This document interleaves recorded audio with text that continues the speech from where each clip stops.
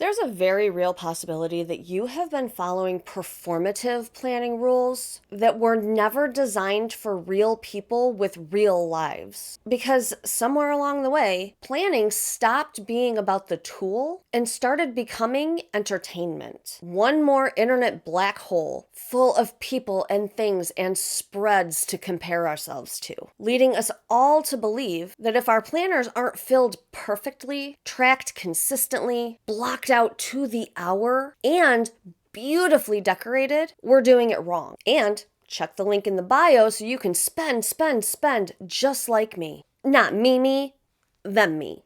You get me. Today, I want to talk about 4 planner rules that I have broken. Not just because I'm a chaotic person, and definitely not because I don't care, but because following them actually made my planning system worse. So if you are tired or overwhelmed or quietly resenting your planner, there's a really good chance that at least one of these rules is the reason why. And let's start with one that makes people clutch their pearls and want to throw their pens. White space. There is like this unspoken rule in planner culture that if there is empty space on your page, you are simply wasting potential, that blank sections mean you didn't do enough, that an unfinished spread is somehow a reflection of your discipline, of your hustle, of your worth. And I followed that rule for years. If there was a single blank box, I would go hunting for something to put in it. I'd invent tasks. I would migrate things that didn't need to be migrated. I would literally manufacture productivity so I didn't have a single page that looked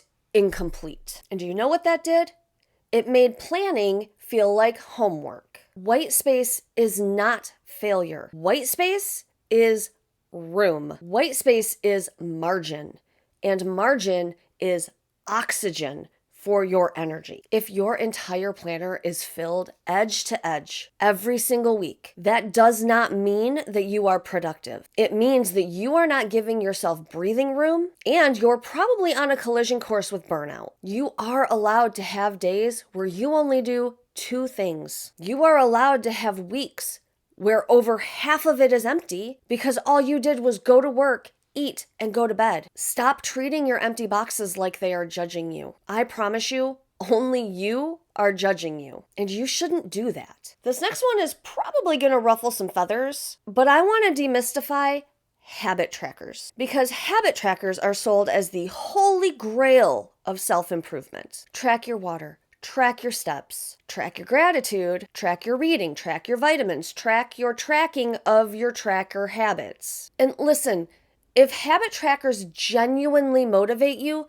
keep them. I am not here to knock the mild liners out of your hand. But if your habit tracker has turned into a daily reminder of all the shit you haven't done, then it's not serving you. It is surveilling you.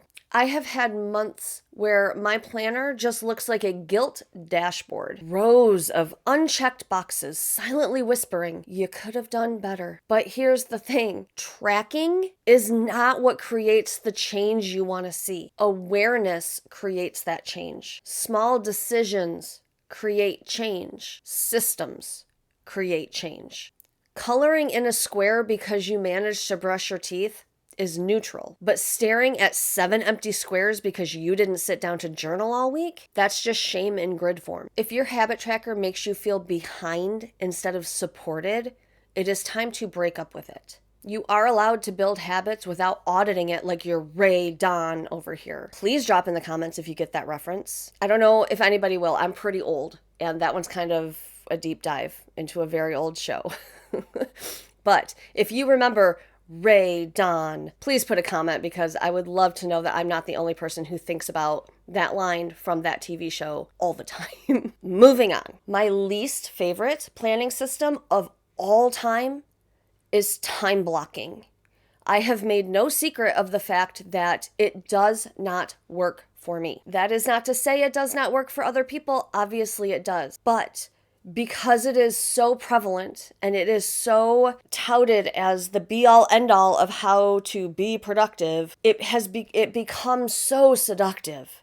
It looks responsible. It looks very adult. It looks like you have your life together. And you get to use all those color coding supplies that you have hoarded over the years because you want to be a person who color codes. And you're blocking every hour and you're assigning tasks to specific times of day. You schedule everything into 15-minute increments. And like I said, for some people, that works beautifully. But for a lot of us, especially those of us who struggle with fluctuating energy, demanding work schedules, kids, chronic illness, or just a nervous system that very often yet randomly says absolutely not to our plans, time blocking just becomes a cage. Because here is what usually actually happens. You create your beautifully structured day. 9 a.m. to 10 a.m., deep work. 10 a.m. to 10:30, focus on your email. 10:30 to 11, you take a break. See, you're building in breaks. This is obviously a sustainable system. Then from 11 to noon, you work on a project.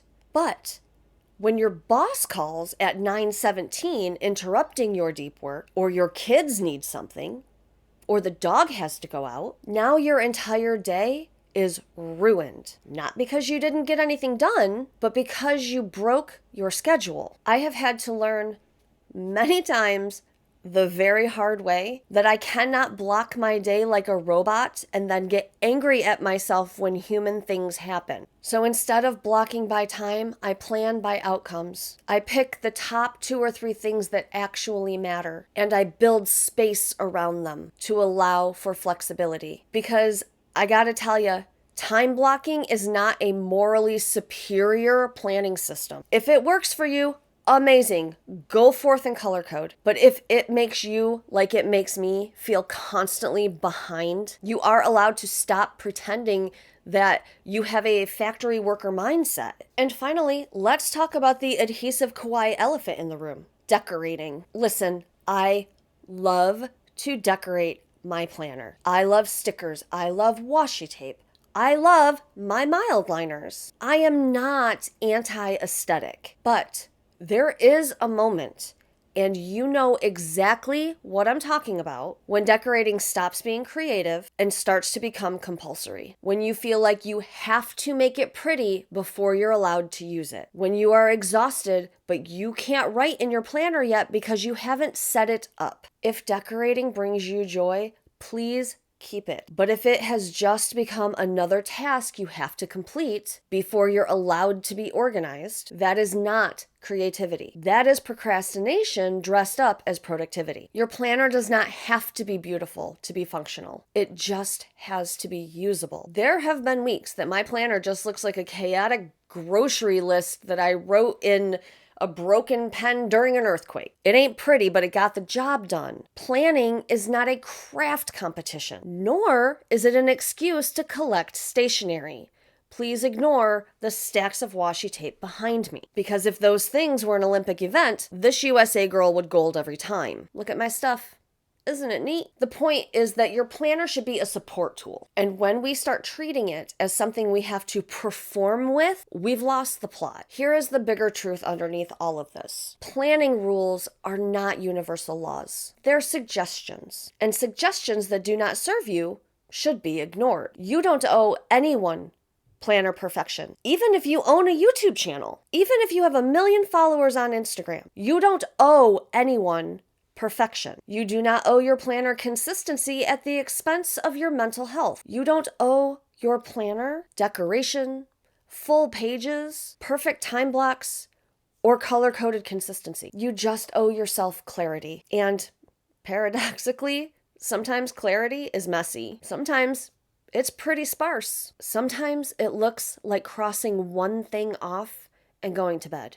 So if you've been quietly feeling like you're bad at planning lately, especially if you've been consuming a ton of online content from people who their job is setting up planners every day, I want you to consider that maybe you have been trying to follow rules that do not fit with your life or your planner. I encourage you to break these rules. Delete your habit tracker, leave white space, stop trying to time block if it does not work for you. And make sure that if you are decorating your planner to the nines, it's because you love to do it and not because you're scared someone might see it one day and think you could have put one more sticker. I want to thank you so much for hanging out with me today. I hope that you found this video helpful, or at the very least, mildly entertaining.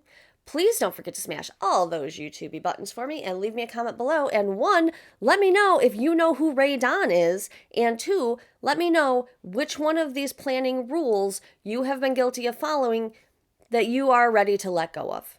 I love you so much, and I will see you next time. Bye.